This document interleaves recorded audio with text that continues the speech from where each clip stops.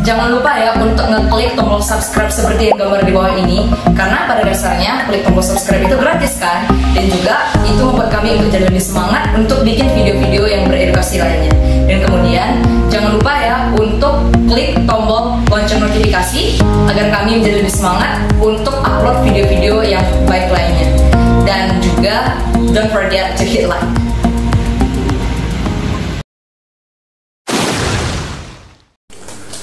Halo para sahabat Dunsaka, kembali bersama saya Sahari dalam channel Dunsaka Dunia Sahabat Sawit dan Karet. Pada kesempatan ini saya ingin membahas tentang apakah karet bersih pasti DRC-nya tinggi. Pasti para petani atau maupun para pengumpul mengatakan bahwa karet bersih kadar pasti tinggi. Artinya yang dimaksud dengan karet bersih itu adalah karet yang bebas dari kontaminan. Ya, berarti bersih ketika kita belah, dalamnya itu tidak ada isinya. Berarti bersih, putih, bersih. Itu disebut dengan karet bersih.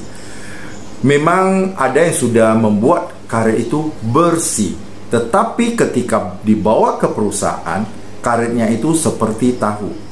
Mungkin Bapak, Ibu, dan para sahabat Dunsaka bisa membayangkan apa yang dimaksud dengan karet seperti tahu.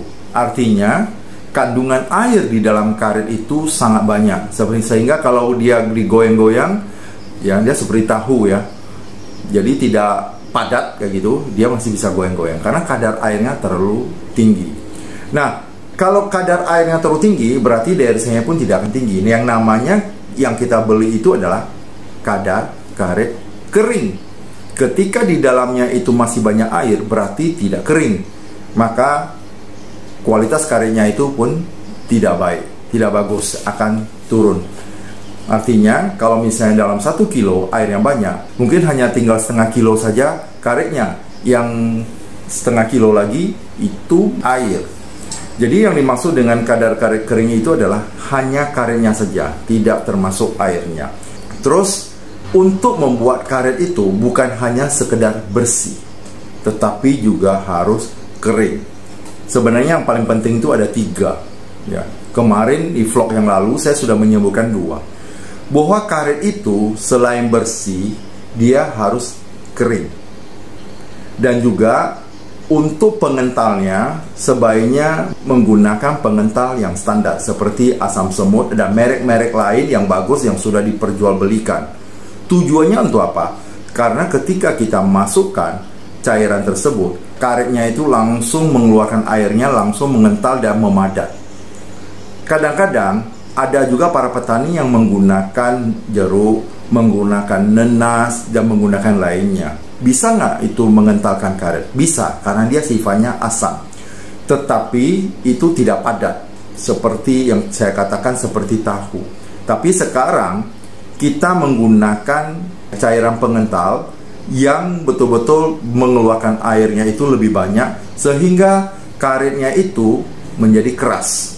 Keras di sini bukan keras yang seperti yang saya sampaikan bahwa dia bisa patah atau bisa hancur, tidak. Keras di sini dia masih elastis. Artinya ketika kita tekan, dia akan balik lagi. Kita tekan karetnya, dia akan balik lagi. Berarti elastisitasnya itu masih tinggi. Maka menggunakan cairan pengental yang standar.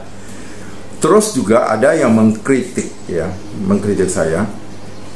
Bahkan dia katakan, Bapak mau bertanggung jawab. Saya di sini sebenarnya hanya sebagai edukasi, ya, mengedukasi. Tapi saya tidak tahu Bapak yang mengkritik itu sebenarnya menjual karetnya itu ke pengepul atau ke pabrik. Biasanya setahu saya semua pabrik itu ada satu standar penerimaan bahan baku, jadi tidak sembarangan. Kalau itu sudah ke pabrik biasanya harganya lebih tinggi. Kemarin saya kan sudah sampaikan di vlog-vlog lalu bagaimana cara kita melihat harga karet dunia, bagaimana kita dapat menentukan noteringnya, harga dasarnya. Kalau karetnya kira-kira kita ini katakanlah karetnya bersih, kering, dan disimpan di gudang, ya kita anggap saja dalam 1 bulan itu kadarnya itu bisa sekitar 60-65%. Kira-kira kita kalikan persentase karet kita itu dengan noteringnya, kira-kira dapat berapa. Dari sanalah kita bisa negosiasi ke pabrik bahwa karet saya bagus, bersih, kering, dan disimpan di dalam gudang, dan saya sudah simpan selama sebulan, ya kadarnya lebih kurang 60-65. Nah, coba dites, diadu. Kalau misalnya kadarnya sekitar 60-65, harganya itu pasti tinggi. Kita katakan sekarang notaringnya 20.000. Ini contoh ya, sekarang tidak sampai 20.000, kita katakan 20.000. Kalau itu sudah 50% kadarnya, itu sudah dapat 10.000 per kilo. Kalau misalnya kita dapat 60%, berarti itu sudah di atas 10.000 per kilonya. Berarti pendapatan petani jauh lebih tinggi kalau dia mau menjual ke pabrik, karena sudah ada standar penerimaan bahan baku yang tadi saya sampaikan.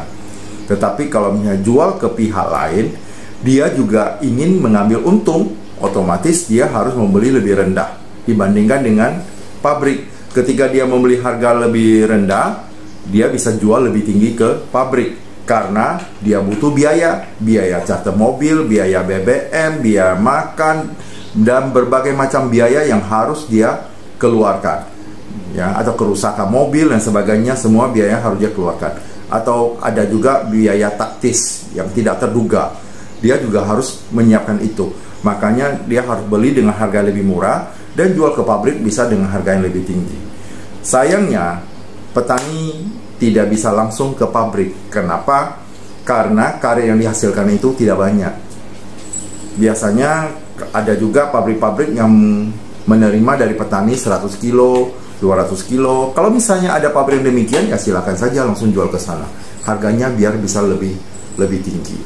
Itu yang saya maksud. Jadi pada kesimpulannya adalah bahwa karet bersih itu kadarnya belum tentu tinggi kalau karet itu tidak kering. Terus karet itu keringnya juga harus di mana? Bukan di lapangan atau di bawah pohon atau di mana saja. Yang paling penting adalah di dalam gudang dengan bidang miring. Ketiga hal ini kalau dijaga, termasuk untuk pengentalnya, kalau pengentalnya standar yang bagus, kualitas karetnya pasti bagus dan nilainya pasti sangat tinggi. Jadi itu penjelasan dari saya.